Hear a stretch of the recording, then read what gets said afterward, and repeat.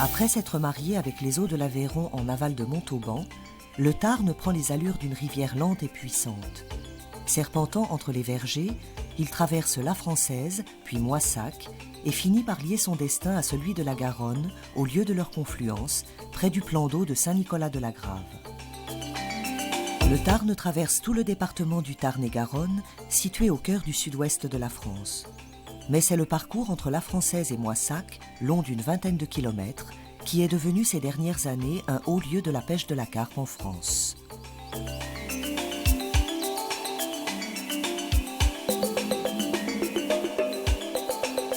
Dès qu'il quitte la ville de Montauban, le Tarn abandonne son aspect assagi pour dévoiler son véritable visage, celui d'une rivière rebelle et sauvage. Et c'est justement ce qui séduit les pêcheurs, de plus en plus nombreux à venir se confronter à ces carpes, elles aussi très sauvages et combatives. Elles aussi semblent apprécier tout particulièrement ces zones encombrées d'arbres noyés et souches immergées qui leur offrent à longueur d'année le gîte et le couvert, comme nous l'explique René Delcros. Le Tarn présente de nombreuses particularités au niveau de son régime. Donc c'est une rivière alimentée essentiellement par les réservoirs du Massif central, ce qui explique qu'il connaît des débits qui sont relativement constants toute l'année et qui varient relativement lentement. Actuellement, nous sommes à l'étiage. Les différences de niveau s'expliquent exactement par les renards qui sont sur certaines chaussées qui constituent les biefs, mais en règle générale, le débit varie très peu. Autre particularité au niveau des températures, la température s'abaisse peu souvent en dessous de 10 degrés l'hiver et monte rarement au-dessus de 25 degrés l'été, ce qui explique que les biefs très profonds gardent des eaux qui sont relativement tempérées. Autre particularité, c'est au niveau de sa richesse, au niveau des invertébrés.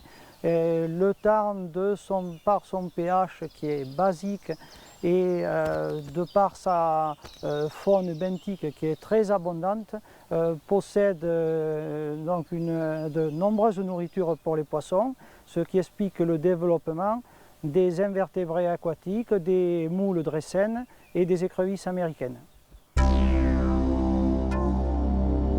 Sur tout son parcours entre sa confluence avec l'Aveyron et celle avec la Garonne, le Tarn est une rivière large de 100 à 200 mètres et assez profonde, 4 à 5 mètres en moyenne, avec des fosses plus importantes atteignant parfois les 10 mètres et au courant lent et régulier ralenti par plusieurs chaussées. Le fond de la rivière est constitué principalement de galets recouvrant la Marne, apparente par endroits, tandis qu'aux abords des berges s'est créé un lit de limon et de vases mêlés de pierres d'une épaisseur variant de 5 à 10 cm. Malgré le nombre de carpistes croissant sur les rives du Tarn, la pression de pêche demeure très faible, vu la grande richesse halieutique et l'importance du domaine pêchable, comprenant également le plan d'eau de Saint-Nicolas-de-la-Grave. Thierry Thicot, garde de pêche, nous présente le parcours de nuit et nous rappelle les points importants de la réglementation. On trouve de grosses carpes sur le Tarn.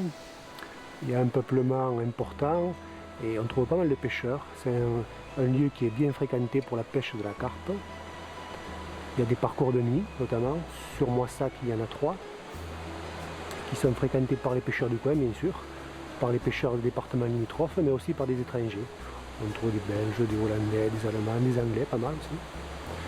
La pêche est réglementée, bien sûr. Ce sont des parcours ouverts à la pêche de nuit, du mois de mai à la fin novembre. Mais on trouve aussi un peuplement intéressant et diversifié sur le Tarn. On peut en parler puisque cette station, on est à un endroit qui s'appelle Sainte-Livrade ici, autour de l'île et en aval de la chaussée. On réalise tous les ans des pêches électriques de contrôle. C'est une station du réseau hydrobiologique et piscicole. C'est un réseau national et on suit l'évolution du peuplement des espèces piscicoles sur cette station depuis 1995. On y trouve principalement des cyprinidés rhéophiles sous le barrage, ablettes, chevennes, barbeaux, et des cyprinidés locales, gardons, brèmes, carpes, etc. Il y a des espèces carnassières aussi, de la perche, du sandre, du black bass. du silure, du brochet. Autour de l'île, juste en aval du moulin, il y a des frayères qui étaient bien fréquentées par le sandre. Il y a une frayère intéressante qu'on a constatée tous les ans en rive gauche à la vallée immédiate du barrage. On y trouve du black bass et des black bass de toutes les tailles. Maintenant, depuis quelques années, on assiste à l'évolution du peuplement de silures. On trouve des silures de toutes tailles, il y a de la reproduction, et notamment des sujets qui dépassent 1,50 m. On ne les a pas tous vus, mais il y a des pêcheurs qui disent en avoir capturé qui faisaient pratiquement 2 mètres. Et le silure se développe au profit justement du sandre, qui était l'espèce la plus recherchée par les pêcheurs de la région.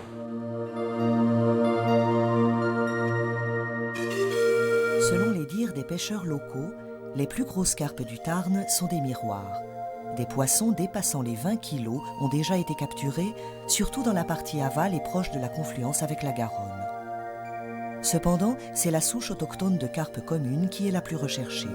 Bien que généralement de plus petite taille, entre 8 et 10 kilos en moyenne, ces véritables sprinteuses, comme on les appelle ici à cause de leur grande combativité, sont capables de donner du fil à retordre avant de se retrouver au sec. Rien d'étonnant, puisqu'elles sont habituées à lutter contre les courants violents lorsque le Tarn se met en colère durant les crues automnales. Elles sont habituées également à vivre dans un milieu parsemé d'obstacles dont elles ont appris à connaître au fil du temps la moindre parcelle, la moindre pierre, la moindre souche immergée qui, en cas de danger, leur fournit des refuges salutaires.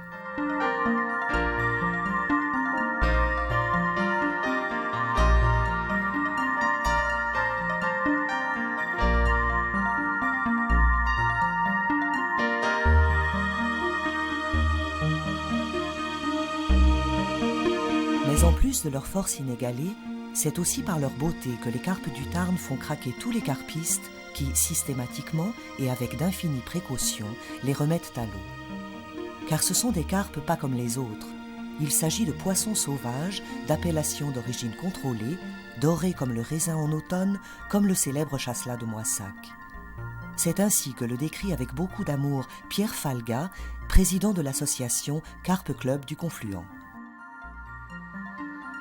C'est en 1997 que Pierre a rejoint cette association avec un seul objectif, faire connaître ces belles carpes du Tarn et promouvoir et défendre la pêche dans sa région. Le Carpe Club du Confluent est une association fondée en 1995, basée à Moissac. Elle regroupe actuellement 24 membres issus de Moissac et de la région entière.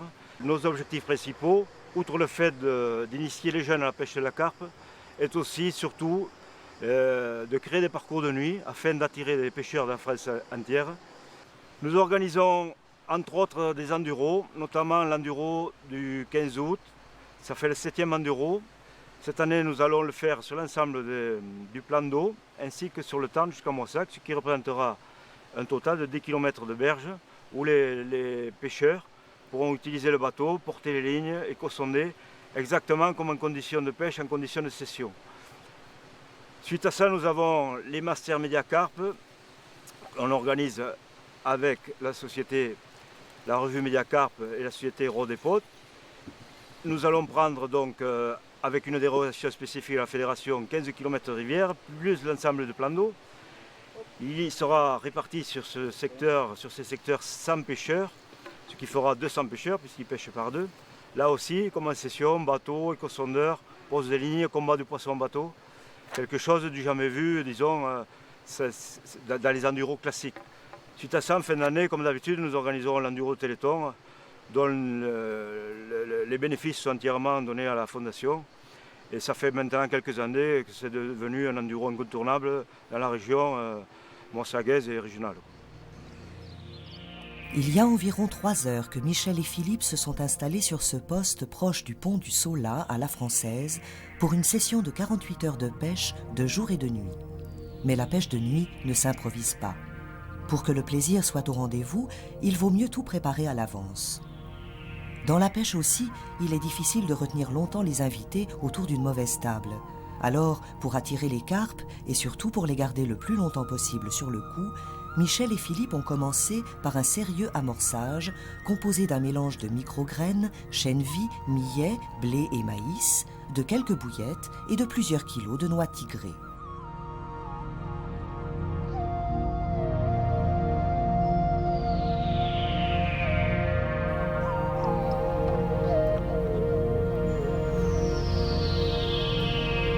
La forte densité de silure sur le Tarn rend impossible l'emploi de bouillettes carnées et de pellets, car attirées irrésistiblement par ces appâts, les silures dévastent aussitôt le cou en faisant fuir toutes les carpes. Par la suite, suivra uniquement un amorçage de rappel après chaque départ, à n'importe quelle heure de la journée ou de la nuit. Composé d'1 à 2 kilos de graines et d'une quinzaine de bouillettes, le rappel s'effectue avec la plus grande précision à l'aide d'une barque et sur des repères lumineux qui serviront de guide la nuit.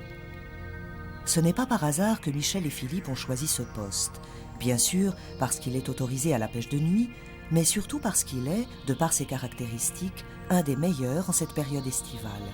En effet, il s'agit d'un énorme trou situé à 60 mètres du bord, de 5 mètres de profondeur, long de 200 mètres et large d'une centaine de mètres. De chaque côté, en amont et en aval, le fond remonte brusquement, avec en plus un secteur très encombré d'arbres noyés en aval immédiat du trou. Autant dire qu'il s'agit d'une véritable mine d'or, puisque les carpes le fréquentent souvent et en grand nombre.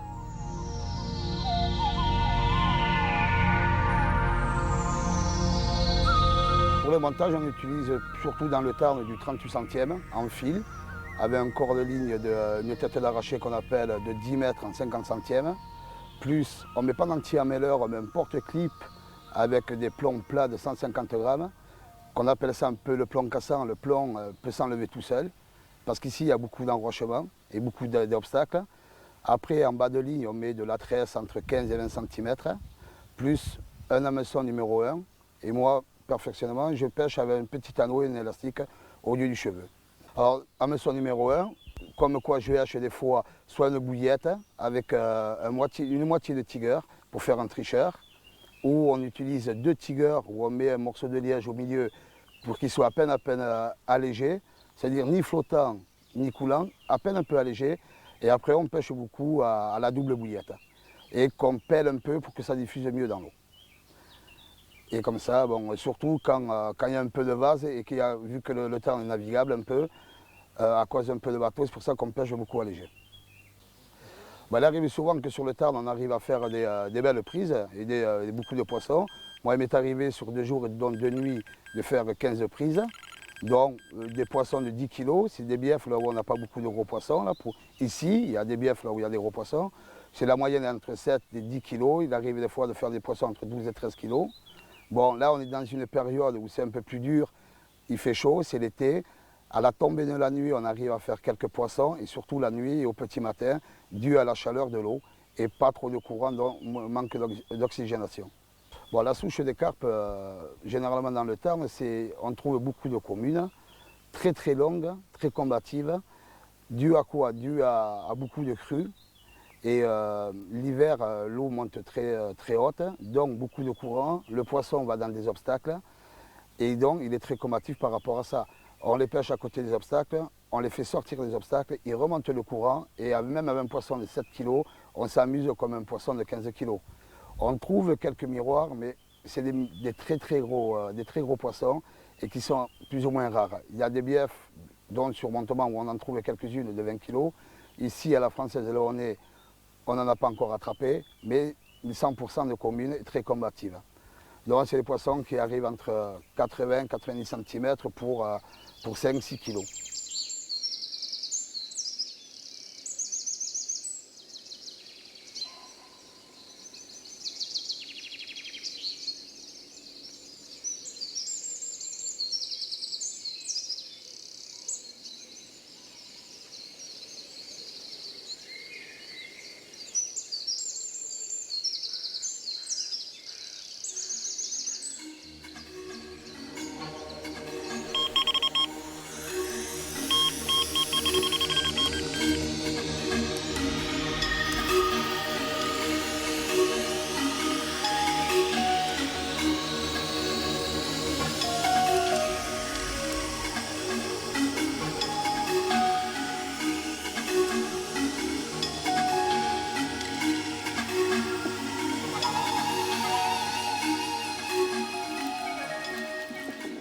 en bas.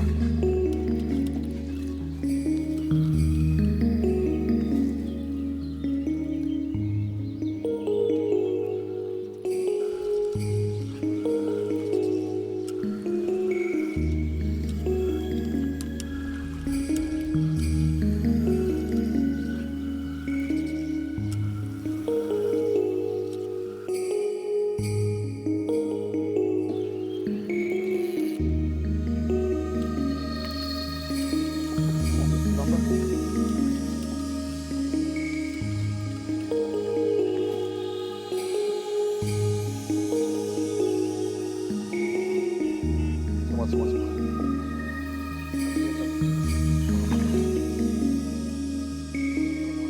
Tu vas voir.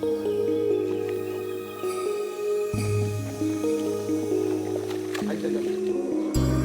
Attends, je suis là.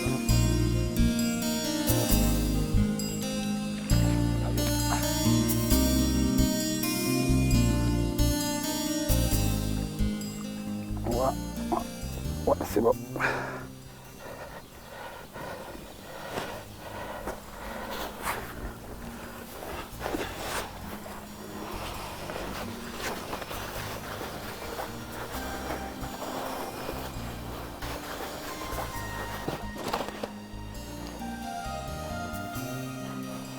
Là, vas-y, tiens là, putain.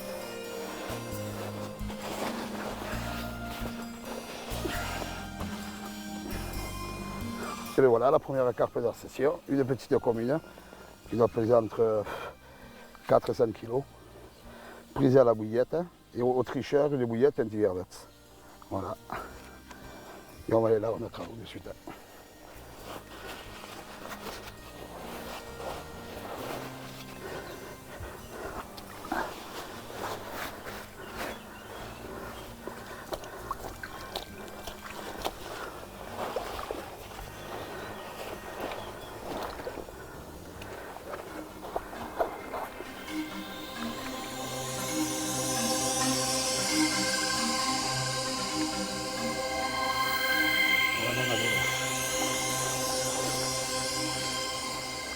Après la dernière prise, Michel et Philippe ont réalisé un amorçage de rappel, ils ont vérifié tous les montages et ont relancé toutes les lignes.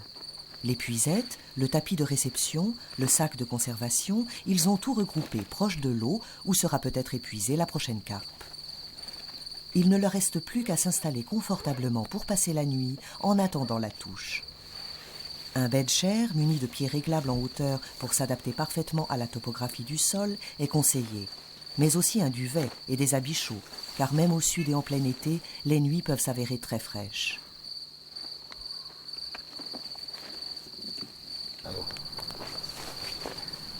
Tu dors, Philippe? Oh non, ça va. Mais t'as comment tu t'es installé, toi? C'est un départ, tu tombes, là. Oh, c'est bon. Oh, le Sambé, lui. Ça va le faire, ça va le faire. Pourquoi t'as pas dormi sur le vel? Hein?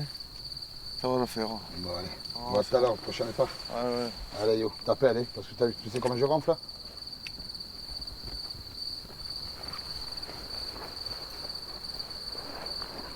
Allez, bonne nuit.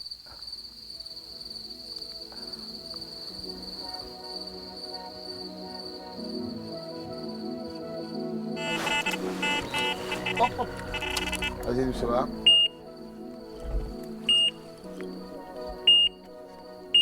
Doucement.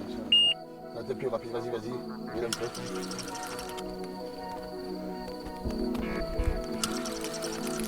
On va pas faire le bateau. Non, c'est bon, ça vient.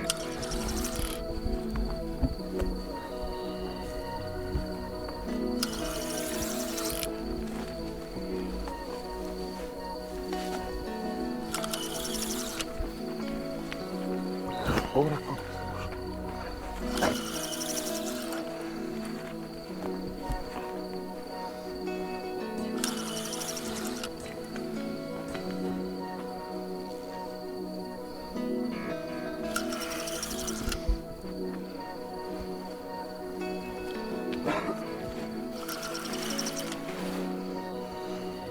Ah, elle vient tout doucement. Là. Elle vient doucement? Tranquille. Elle arrive tout doucement. Ça arrive, là?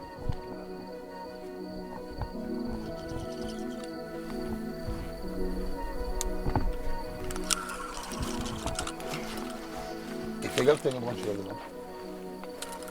Ok. Allez, viens, viens, viens.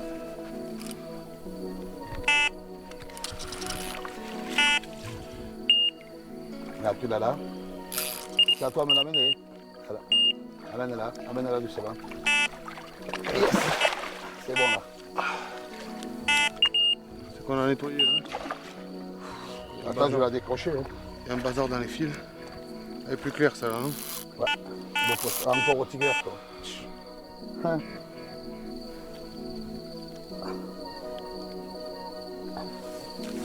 Et celle-là, décrochez-les parce que c'est pas un peu. Tourne là, tourne là. Voilà. Elle a fait le fil. Encore un peu là.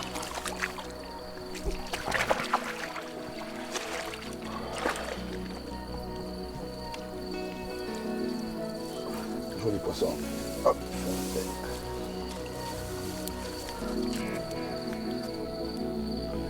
Cette nuit, Michel et Philippe seront réveillés encore 2 fois. Une première fois à 2h30 et une seconde fois à 3h du matin. Les 2 fois, ce sera une carpe commune de taille proche de celle-ci qui va déclencher le détecteur. Joli. Bien joué, Philippe.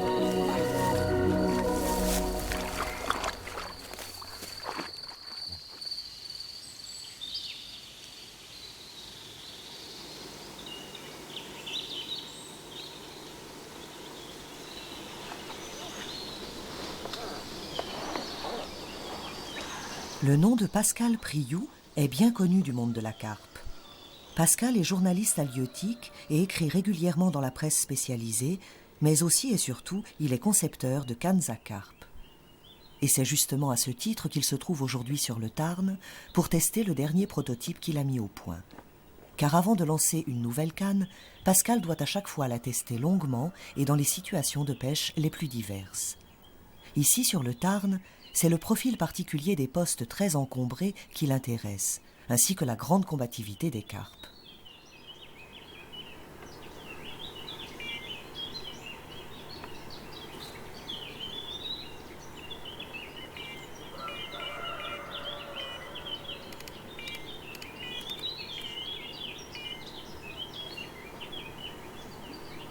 Durant la nuit, Pascal a déjà capturé 3 poissons, mais il compte beaucoup sur le coup du matin, un moment tout à fait particulier. En effet, en cette période, pour cause de grande chaleur, les carpes passent le plus clair de la journée dans les fosses. C'est souvent uniquement à la fraîche et pendant la nuit qu'elles s'approchent des rives et des secteurs peu profonds à la recherche de nourriture. C'est sur ce lieu de passage entre leur zone d'alimentation et leur zone de repos que Pascal tente en ce moment de les intercepter.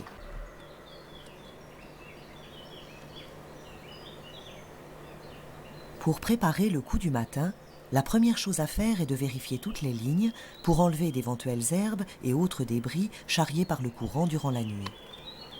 Ensuite, il faut vérifier les montages, rajouter un fil soluble avec quelques bouillettes sur un d'entre eux et contrôler l'état des appâts qui auraient pu être dégradés par d'autres poissons plus petits tels que les barbeaux, les chevennes ou les brèmes.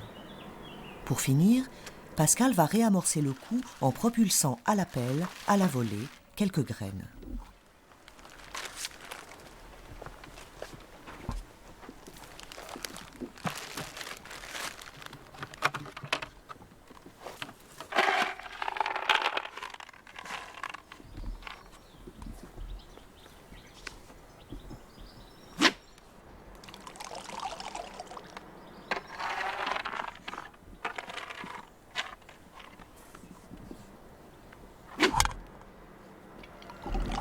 Bon, je suis sur le poste depuis 3 jours, donc je suis en test de matériel, en session de test. Donc là je suis sur le coup du matin, puisque sur ce poste là c'est un poste de passage. Les carpes se tiennent un peu plus bas dans plus d'eau avec des accros, ce qui fait que le soir elles sortent pour partir se nourrir sur le bief plus haut, et le matin elles redescendent. Ce qui fait qu'on peut intercepter des poissons toute la nuit, mais malgré tout le matin, celles qui sont retardataires un petit peu, eh bien, on peut les intercepter sur le poste. C'est pour ça qu'il ne faut pas trop faire de bruit le matin tant que le soleil n'est pas à son zénith. On peut prendre des beaux poissons à cette heure-ci. Donc il faut rester calme et il ne faut surtout pas faire de bruit. Donc hier soir, avant avant la tombée de la nuit, j'ai fait un amorçage mix avec des tire nuts plus des bouillettes. Cette nuit, il y a eu quand même de l'activité puisqu'il y a eu 3 départs. Donc ce matin, j'en ai remis légèrement sur le fond pour réellement intercepter les poissons qui peuvent passer. Sinon, côté stratégie, la nuit, là vous voyez que j'ai 4 cannes, la nuit je n'en mets que 3 parce que le poste est assez restreint au niveau place. Il y a des arbres morts qui sont très près à ma droite là, donc j'ai pas beaucoup de latitude pour travailler les poissons devant moi. Ce qui fait que je préfère la retirer pour que les poissons puissent tourner autour devant moi sans que ça emmêle toutes les lignes. Parce que la nuit, des lignes emmêlées, c'est très gênant. Donc, et en plus, ça n'augmente pas le nombre de touches forcément. Donc je préfère pêcher la nuit à 3 cannes. Et puis le jour revenu, je peux en remettre 4, puisque là on voit clair et on peut se permettre de passer sous les lignes pour éventuellement démêler. Pour ce qui est du matériel, j'utilise au niveau des cannes des outils que j'ai mis au point et que j'ai signés pour la marque Aston. Donc ce sont des cannes qui sont un peu nouvelles par rapport à ce qui existait sur le marché, puisque on a fait des cannes relativement fines, légères, avec un carbone particulier, ce qui permet d'avoir des cannes totalement différentes, beaucoup moins coniques, et malgré tout avec une action puissante. Et ça, c'est une chose qu'on ne savait pas faire avant. Ces cannes, elles pèsent un quart de moins pratiquement que les cannes ordinaires, enfin on va dire classiques, malgré tout avec des réserves de puissance qui montent presque à 4 livres, ce qui est déjà phénoménal pour une canne à carpe. C'est pour ça que je les teste en rivière actuellement, là où les poissons sont assez combatifs et où il faut brider assez fort pour voir comment ça se comporte. Et a priori, ça se comporte très bien. On décline différentes longueurs et différentes puissances pour quand même adapter à chaque pêcheur et à chaque pêche, puisque on ne pêche pas tous en rivière dans des coins encombrés, donc il faut quand même pouvoir adapter à ceux qui pêchent en canal et en étang. Sinon, pour ce qui est du moulinet, ce sont des moulinets d'Aiwa à grosse réserve de fil, puisque ici c'est pas nécessaire. En rivière, puisqu'il faut brider assez rapidement et pas laisser partir, on est obligé d'avoir des moulinets solides, mais c'est pas la peine d'avoir des moulinets à grande contenance, comme ça pourrait être le cas dans les grands plans d'eau du Der ou de la forêt d'Orient ou de Saint-Cassien. Par contre, où il faut être vigilant, c'est au niveau du fil, puisque là c'est du travail en force. Et là, il faut du matériel solide. Donc moi personnellement, j'emploie de la tresse en cordeligne, avec en tête de ligne un morceau de 7 à 10 mètres en nylon 45-50 centièmes, qui lui absorbe les chocs, puisque la tresse, elle, n'est pas élastique du tout. Ce qui fait que ça permet d'avoir quand même un combat plus doux que si on utilise de la tresse en direct. Sinon, pour le reste, du solide. Quand on pêche en rivière, en endroit encombré, les hameçons, il faut qu'ils soient solides. Donc, pas des hameçons qui s'ouvrent facilement, des hameçons bien pointus. Et puis avec ça, si tout est conforme, malgré tout, la carpe doit pouvoir venir à l'épuisette avec avec la manœuvre si elle est bonne, quoi.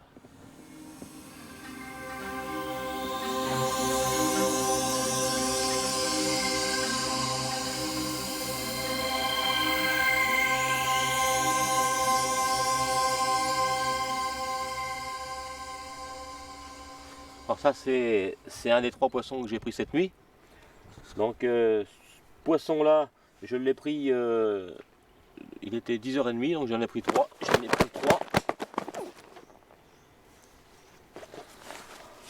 Je vais laisser les yeux masqués pour l'instant pour qu'elle ne bouge pas de trop. Parce que là elle est reposée. Donc j'en ai pris 3. Les 3 poissons je les ai pris à environ 15 mètres du bord, toutes avec des bouillettes aux épices. Donc a priori cette fois-ci c'est les épices qui avaient la préférence des carpes. Donc j'en ai mis une au sac, c'est tout simplement pour essayer de savoir si elle consomme que les bouillettes ou que les tire nuts ou éventuellement autre chose. Parce que bien sûr dans la rivière il y a aussi des moules, il y a des écrevisses, il y a un tas d'aliments naturels qu'elle consomme. Et ça permet de savoir qu'est-ce qu'elle consomme en majorité. Donc c'est quand même un élément intéressant à connaître. Donc là on va essayer de savoir si elle a consommé quelque chose, s'il reste des résidus de nourriture. Alors ce qu'il faut, c'est faire attention, parce que quand les carpes comme ça sont reposées, elles sont très vigoureuses. Donc celle-ci c'est un petit poisson, donc à la limite on arrive à le maîtriser facilement, mais quand c'est un gros poisson et qu'on veut la tenir un certain temps pour faire une photo, c'est délicat et c'est même dangereux pour le poisson. Donc il vaut mieux la maintenir un petit peu hors de l'eau comme ça, pour qu'elle se calme. Parce que quand elle remue comme ça sur le tapis, ça va bien, mais quand c'est dans vos bras, je vous garantis que c'est difficile à maintenir. Donc a priori, ce sont les poissons typiques de la rivière, hein, des communes assez longilignes, avec des bouches relativement grosses. Hein. On voit que ce sont des poissons qui sont habitués à gratter les cailloux. Hein. Ce sont des fonds très durs, très durs.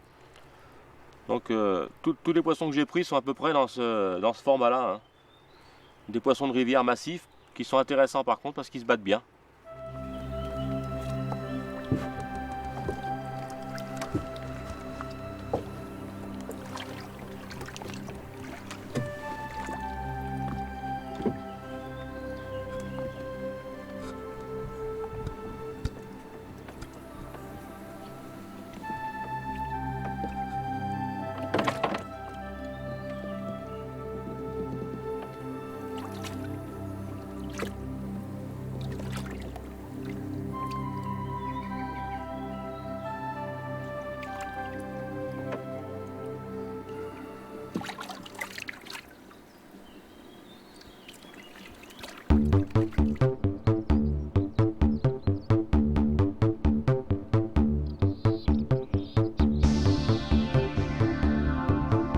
Caroline et Lionel pratiquent une technique tout à fait particulière de pêche de la carpe. Il s'agit d'une pêche itinérante qui consiste à se déplacer souvent d'un poste à l'autre à la recherche de poissons en quête de nourriture. Grâce à leur grande mobilité et à un matériel minimum, cette façon de procéder leur permet d'explorer des postes rarement pêchés car très encombrés et difficilement accessibles. On pêche la journée avec du matériel, on prend le strict minimum pour pouvoir bouger plus facilement, avoir accès à des postes qui sont plus difficiles, qui sont sauvages et très peu fréquentés par les carpistes. Donc moi je pêche la carpe depuis 2 ans. Depuis que je suis avec mon copain, il m'a appris petit à petit, j'ai appris à pêcher. Et puis depuis je me suis acheté ma batterie, je pêche avec lui, on fait tous les enduros, les sorties ensemble. Ma plus grosse prise a été une commune de 14 kg que j'ai prise au pont canal sur le Tarn. C'était au mois de mai. J'avais mis ma ligne avec une bouillette au summer fruit, pas très loin, à 50 mètres du bord. C'était la nuit, je l'ai prise vers 3 h du matin. Elle m'a fait un bon départ.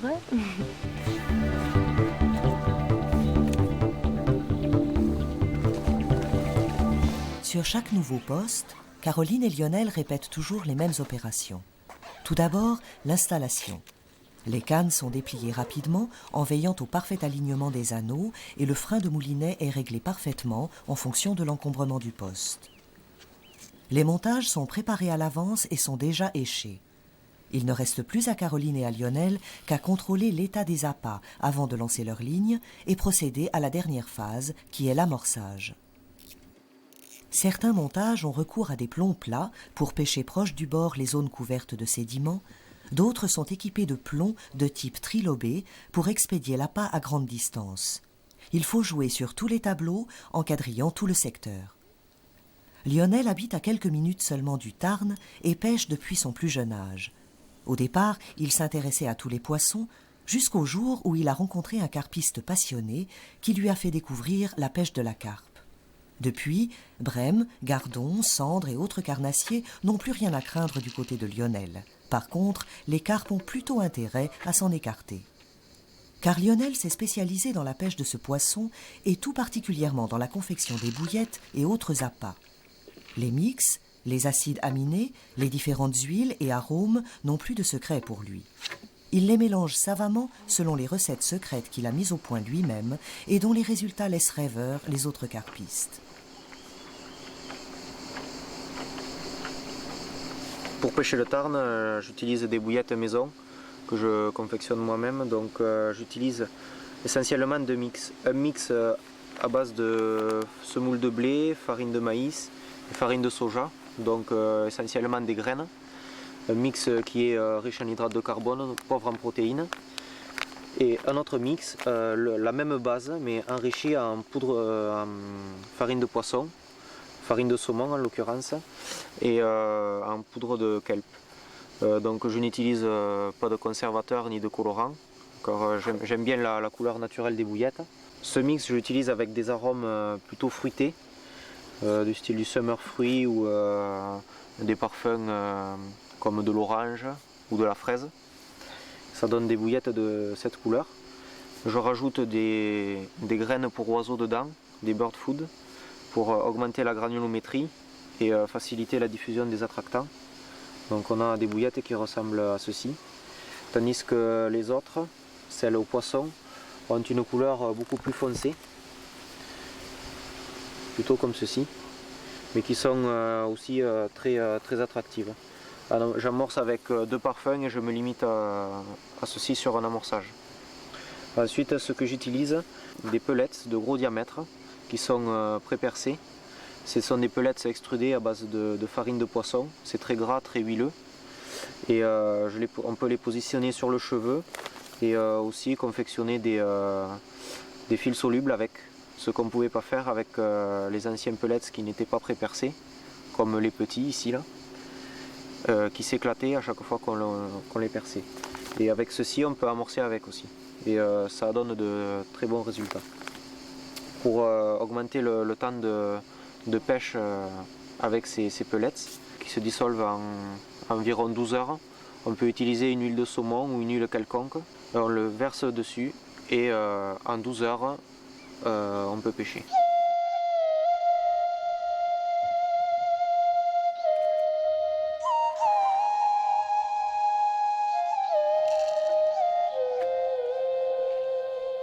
Les carpes du Tarn semblent apprécier beaucoup les bouillettes préparées par Lionel, mais elles les ont dégustées sans pour autant se faire piéger. C'est qu'elles sont particulièrement méfiantes, ces carpes du Tarn, et très malines. Prendre sans être prise semble être leur principale devise. Pour Caroline et Lionel, pas de capture ce jour-là, juste une satisfaction infinie d'avoir passé encore une journée ensemble à partager les plaisirs d'une même passion. Et c'est déjà énorme.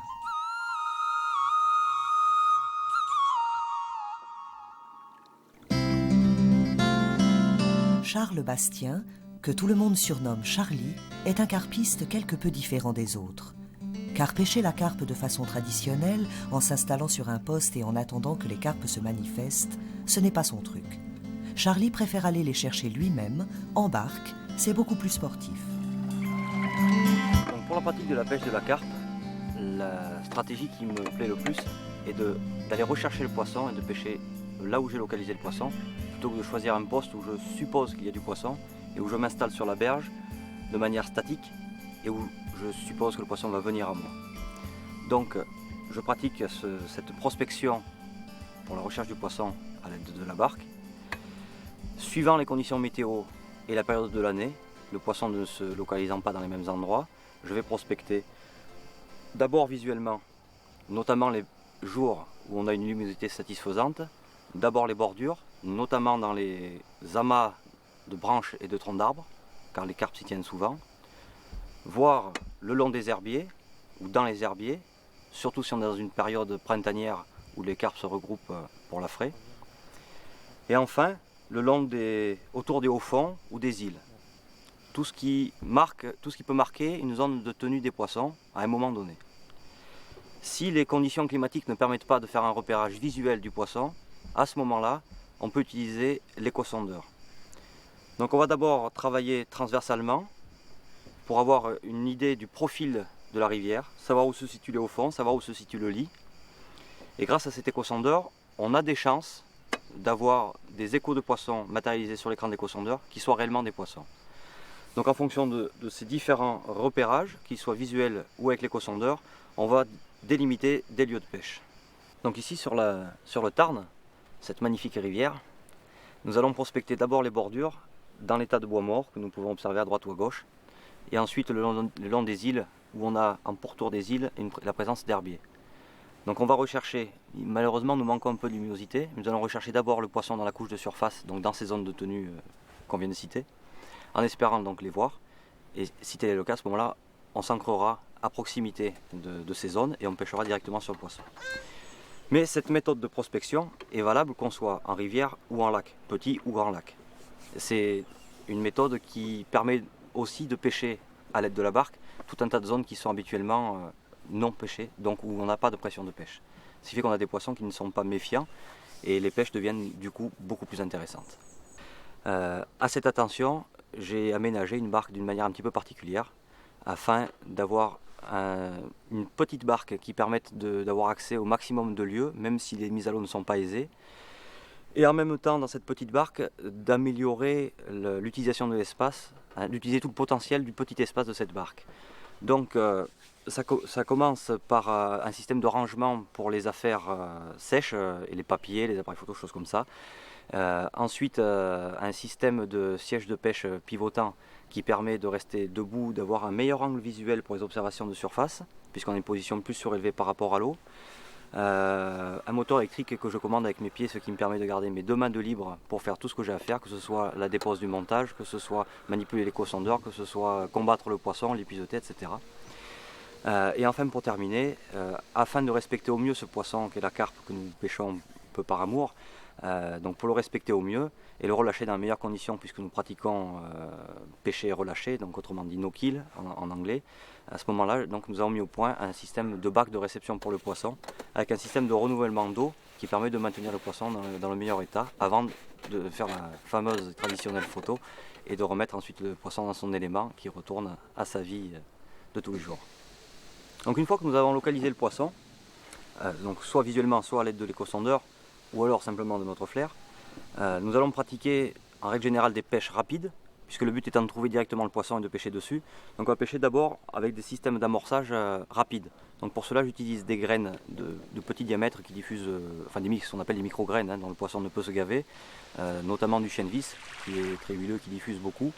Et ensuite un mélange de graines avec du maïs, souvent d'abord à base de maïs, concassé, donc de petites particules qui vont diffuser, faire un nuage quand ils vont descendre en direction du fond. Et certaines fois un mélange de graines, blé, maïs, arachide, voire tiger nuts aussi, enfin noix tigrée, pardon. Tout ça concassé de manière à avoir des microparticules qui vont diffuser en nuage et en même temps faire un bon marqueur au fond. J'adjoins aussi à cela l'utilisation de pellets à diffusion plus ou moins longue selon ce que je recherche, selon le moment donné. Pellets en général carnés et très huileux. Et ensuite au niveau de léchage, admettons que je vais pêcher avec 3 cannes, je pêche essentiellement avec 2 cannes à la graine et une canne avec une bouillette, voire un montage tricheur. Parmi toutes les pêches, c'est la pêche de la carpe qui a subi ces dernières années la plus grande évolution, voire une véritable révolution, grâce à des pêcheurs comme Charlie, venus d'un peu partout, avides de sensations fortes et avec l'envie de tout changer, en commençant par cette image de pêcheur prédateur qui nous colle à la peau depuis bien longtemps. Ainsi est née une nouvelle génération de pêcheurs sportifs, respectueux des poissons et soucieux de la protection et de la sauvegarde du milieu aquatique.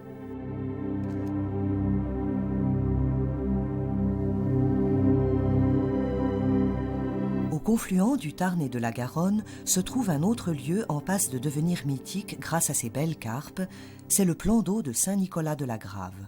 Ce lac de barrage, créé en 1970, couvre une superficie de 400 hectares. D'une profondeur de 4 à 5 mètres en amont, avec des fonds atteignant plus de 10 mètres en aval, le plan d'eau s'étire sur 8 km pour une largeur moyenne de 500 mètres. La partie amont du plan d'eau est composée de hauts fonds et d'îles qui s'agrandissent d'année en année. Les crues printanières y apportent de nombreuses alluvions favorables au développement d'importants massifs d'herbiers riches en mollusques et crustacés. Mais en plus d'une nourriture abondante qui attire les carpes à longueur d'année, cette zone représente également une frayère naturelle par excellence. En début de saison, toutes les carpes des environs s'y regroupent en vue de leur reproduction. L'été, les carpes occupent la partie aval du plan d'eau, la plus profonde, ainsi que le lit majeur de la rivière à fond de graves et de galets où elles trouvent plus d'oxygène et un peu de courant, synonyme de fraîcheur. La densité de carpes est impressionnante dans le plan d'eau de Saint-Nicolas. Il s'agit principalement de communes, sauvages et très combatives, qui atteignent une taille moyenne de 8 à 10 kg. Mais d'année en année, ce poids augmente. La nourriture naturelle, très abondante, composée de moules dressènes, d'importantes colonies d'écrevisses, de larves et d'escargots d'eau, l'explique. Mais également l'apport important d'appâts par les carpistes, de plus en plus nombreux à pêcher sur ce lac.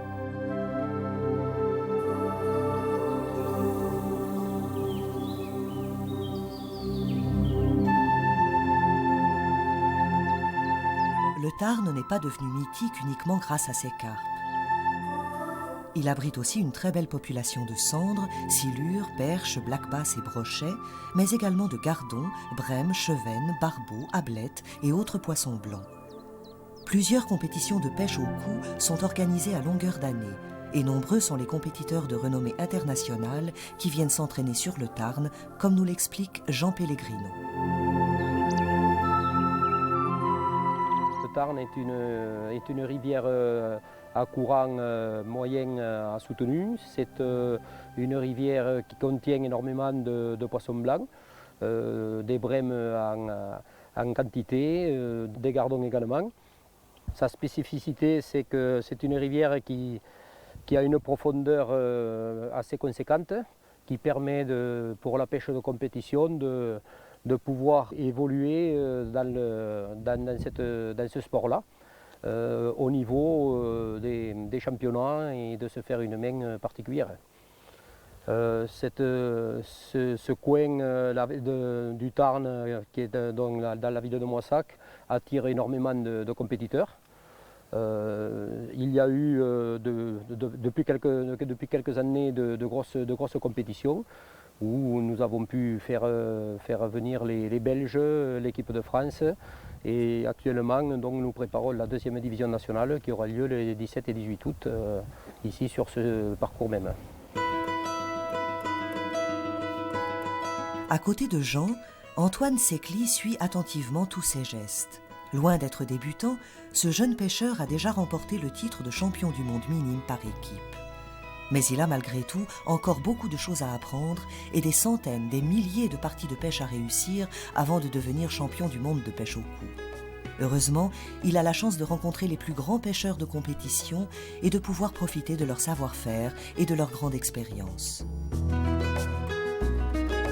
Et parmi les grands, aujourd'hui sur les bords du Tarn, se trouve l'un des plus grands, Jean Desquet, triple champion du monde de pêche au cou.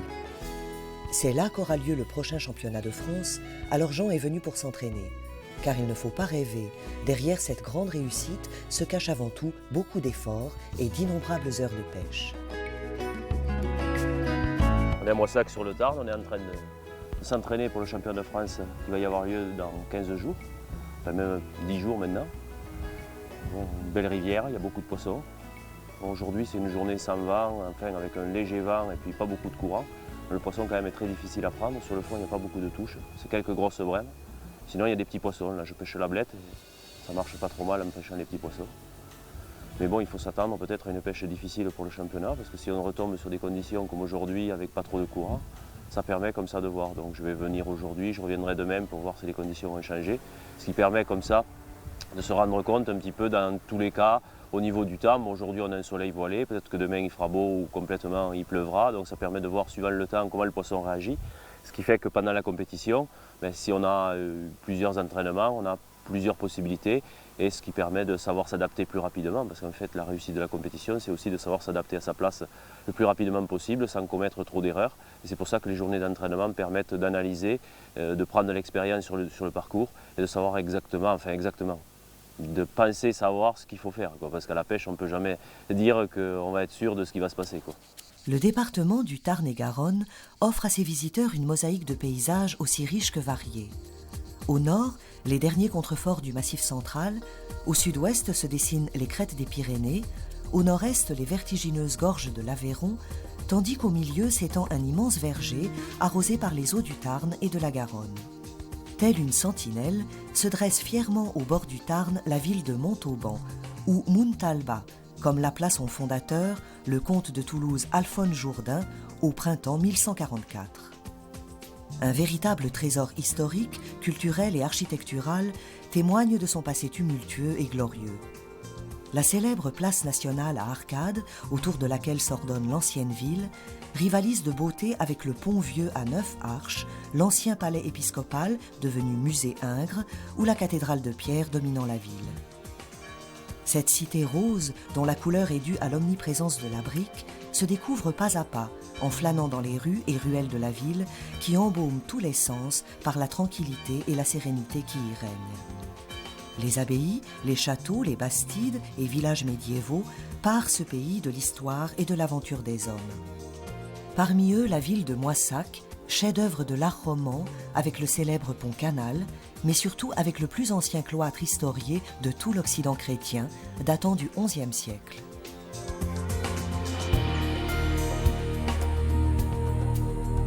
Il fait bon vivre dans ce pays où le soleil peint le paysage de ses plus chaudes couleurs et où un air enivrant composé de 1000 parfums, odeurs et saveurs s'échappe du plus grand verger de France.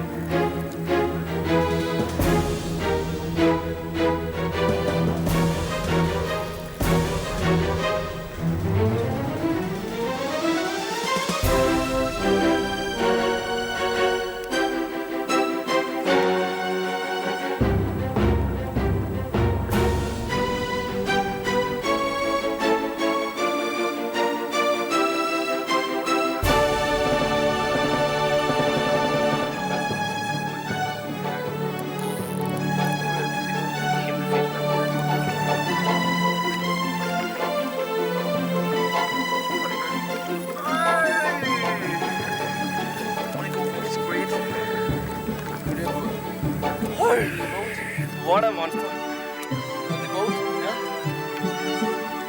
Over the boat.